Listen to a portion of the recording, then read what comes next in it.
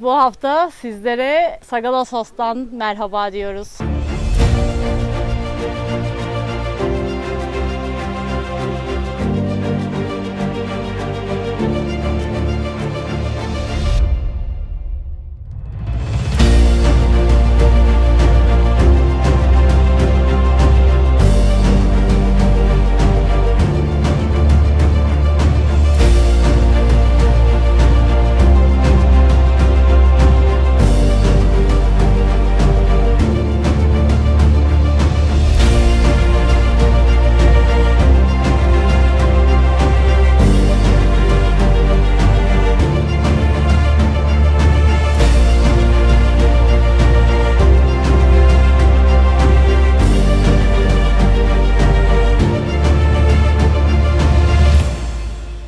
Burayı gezeceğiz birazdan.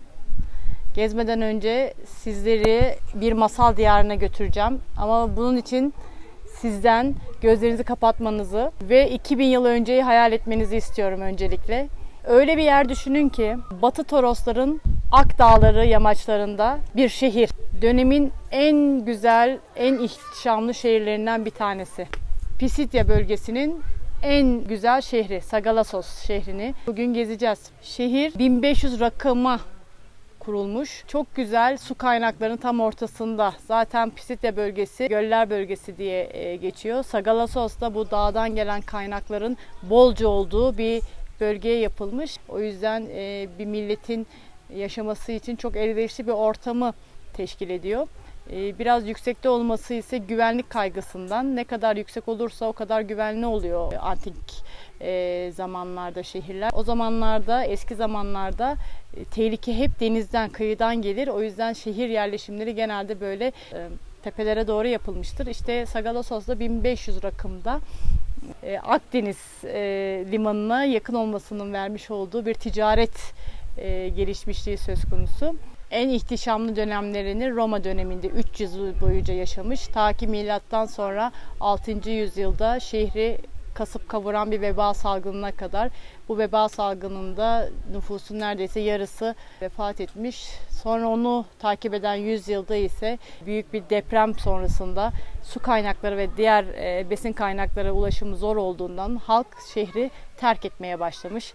Ve terk edilmiş bir şehir haline gelmiş Sagalassos. Çoğu da toprağın altında kalmış. 1706'da 14. Louis'nin kaşifi Paul Lucca tarafından kalıntılar bulunuyor ve Paul Lucca buranın bir kale kalıntıları olduğunu söylüyor.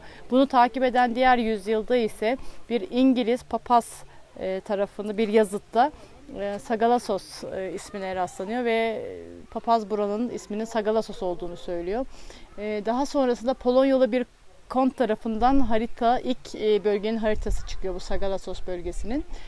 Tabii bu kazı çalışmaları öyle kolay bütçelerle yapılan işler değil, gayet yüksek bütçelere ihtiyaç var. Bu anlamda Aygaz sponsorluğundan bahsetmek lazım. Ömer Koç'a özellikle teşekkür etmek lazım.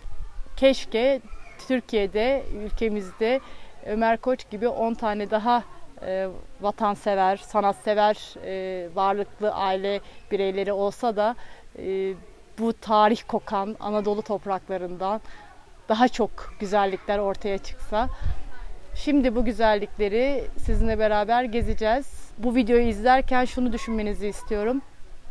Bu antik kent ayağa kalkmış, 23 sene sürmüş bir arkeolojik çalışmanın ürünüdür. Bu arkeolojik çalışma öncesinde bu bütün kalıntılar, ayağa kalkmış bütün kalıntılar toprağın altındaydı. Şimdi toprağın altından üstüne öyle güzel bir zenginlik var ki hep beraber bu antik kenti gezeceğiz, göreceğiz. Belki biraz hayallere dalacağız ama en önemlisi buranın hakkını vereceğiz. Hadi başlıyor muyuz? Buyurun.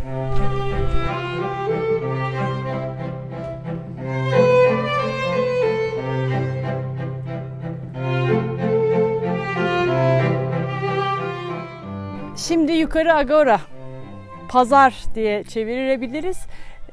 Yukarı Agora'nın et balık kurumundan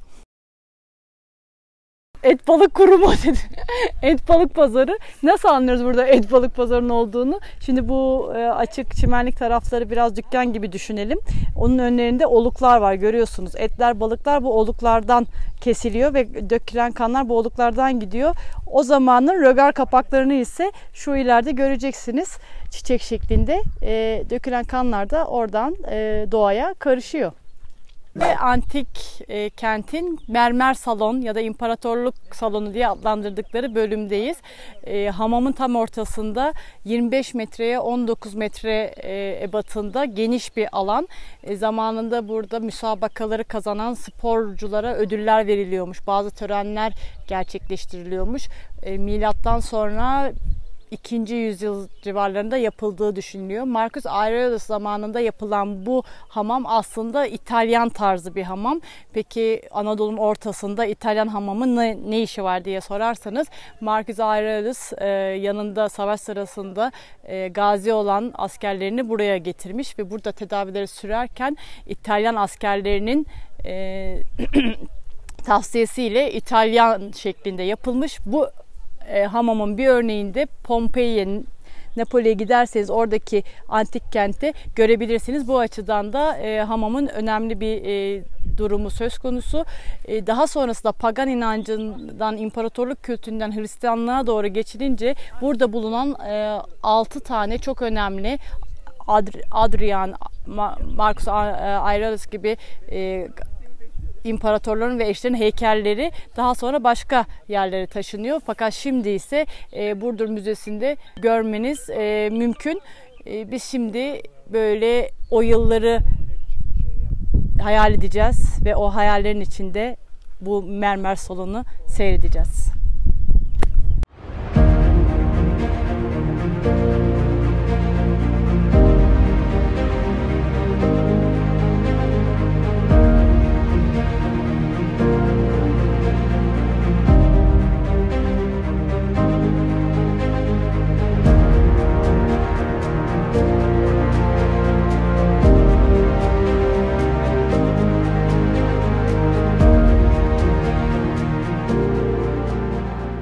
Helenistik dönemde bu meydan kentin politik merkezi olmuş. Kentin erkekleri burada toplanmış ve siyasi kararlarını almışlar. Daha sonrasında Roma döneminde ise bölge genişletilmiş ve buraya bir parlamento binası, bir pazar yeri ve heykellerle donatılmış. Marcus Aurelius dönemi Roma İmparatorluğu'nun en şaşalı dönemi. Bu anlamda da bu şaşaya dikkat çekmek için arkamda gördüğünüz Antoniner Çeşmesi'nin duvarlarında Dionysus tanrısının simgelerini görüyorsunuz. Nedir bunlar? Şarap, üzüm bağı, defne yaprağı. Bunlarla beraber şaşayı yine göz önünde bulundurmak için 7 farklı renkte mermer kullanılmış. Bir sürü tanrının heykeli dikilmiş. Nemesis, Dionysus, Apollo gibi heykelleri görebilirsiniz. Tabii daha sonra milattan önce 5. yüzyıldan sonrasında Hristiyan inanışıyla beraber insanların din değişikliğine gitmesi, çok tanrılı dinden tek tanrılı dine geçiş bu heykellerin de bir anlamda sonunu getirmiş. Heykellerin kafaları kopartılmış, havuzlara atılmış. Sadece bir tanesi hariç, o da Nemesis tanrısı. Çünkü Nemesis adaletin ve intikamın tanrısı. Tek tanrı inancına geçmiş olmalarına rağmen bilinçaltlarında sanıyorum ki hala o eski tanrıların bir gün onlardan intikam alacağını düşünerek bu tanrıya zarar vermemişler. Peki o kafası kopan tanrıları ne yapmışlar? Dediğimiz gibi havuza atmışlar. Daha sonra bu arkeolojik çalışmalarda bulunan bu tanrılar şimdi Burdur Müzesi'nde yerlerini almışlar. Sizlerin onları gelip görmenizi beklemekteler.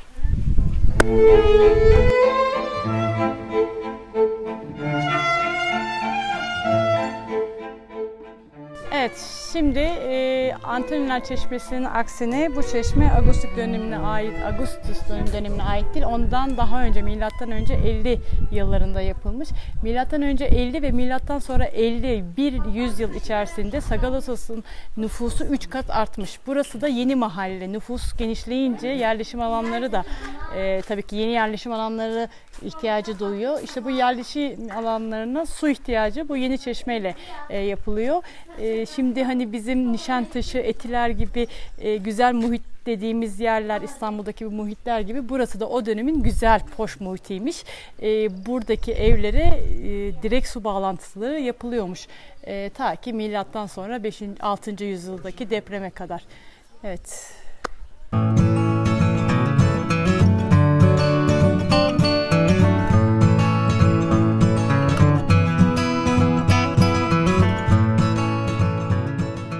Bence antik kentin en görülmesi gereken bölümlerinden bir tanesi de işte bu içinde bulduğumuz tiyatro. Milattan sonra 120 yılında İmparator Adrian tarafından yapılmış.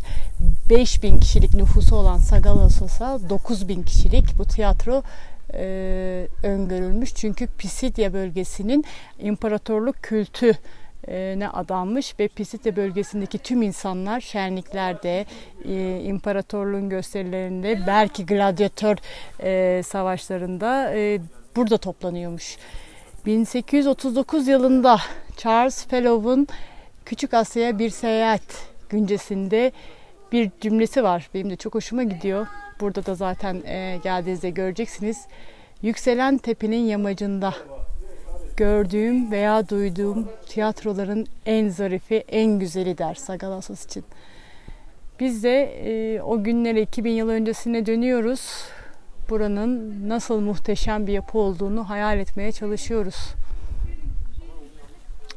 Çok güzel bir manzaraya sahip. Bir de manzaraya gelin tekrar beraber bakalım.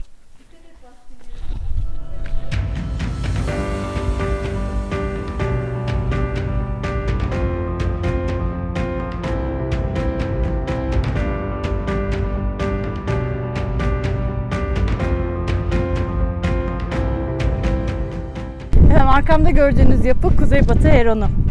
Şehrin en yüksek tepesinde bulunuyor. Zamanında bir gözetleme kulesi olarak kullanılmış. Fakat yapının yapılış amacı belki bir hayırseverin yapmış olduğu bir hayra istinaden, belki de bir kahramanın kahramanlığı sonrasında onu onurlandırmak için yapılmış. Ki keza bu ikinci söylediğim daha ağır basıyor. Çünkü kazı çalışmaları esnasında bir heykelin kafası bulunmuş.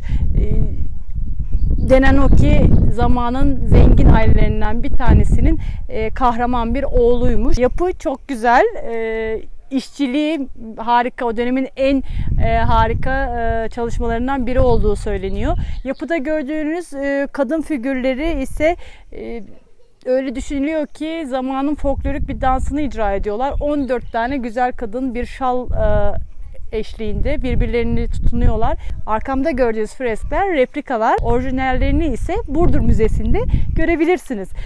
Zaten Sagalassos'a geldiyseniz, bu antik kenti dolaştıysanız hemen devamında bir Burdur Müzesi ziyareti yapmalısınız. Ancak o zaman tam anlamıyla kavrayabilirsiniz.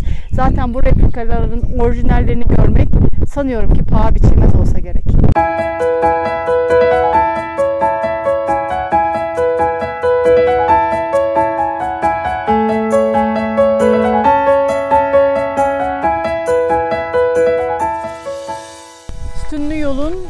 Üzerindeyiz. 10 metre genişliğinde, 300 metre uzunluğundaki bu yolun sağlı sollu dükkanlarla dolu olduğunu düşünün. Hemen sol tarafımda gördüğünüz Pius Tapınağı, Güney Kapısı'nın hemen yanında. Sağ tarafımda ise Apollo Tapınağı, Tiberius Kapısı'na yakın.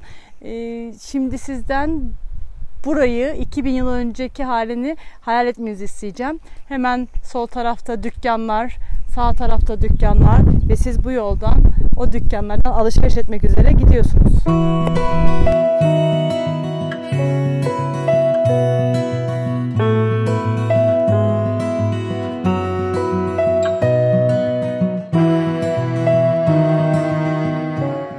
Evet, muhteşem bir antik kenti daha bitirmiş olduk. Sagalassos'u gezdik, gördük, hayaller kurduk.